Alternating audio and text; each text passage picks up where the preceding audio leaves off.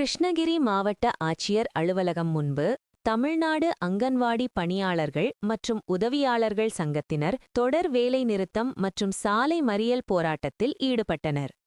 தமிழ்நாடு அங்கன்வாடி பணியாளர்கள் மற்றும் உதவியாளர்கள் சங்கம் சார்பில் பல்வேறு கோரிக்கைகளை வலியுறுத்தி கிருஷ்ணகிரி மாவட்ட ஆட்சியர் அலுவலகம் முன்பு காலவரையற்ற வேலைநிறுத்தம் மற்றும் தொடர் மறியலில் ஈடுபட்டனர்.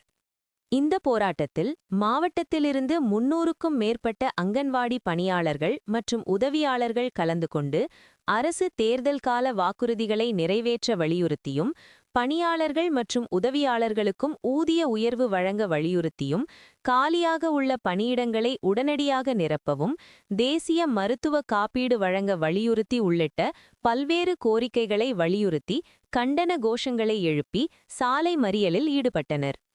இதையடுத்து போராட்டத்தில் ஈடுபட்ட 300க்கும் மேற்பட்ட அங்கன்வாடி பணியாளர்களை போலீசார் கைது செய்து தனியார் மண்டபத்தில் அடைத்தனர்.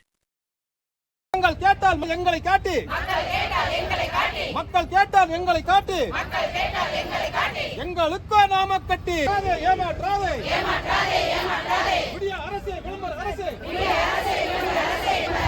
ஏமாற்றாதே ஏமாற்றாதே, வெல்லட்டும் வெல்லட்டும் வெல்லட்டும் வெல்லட்டும்.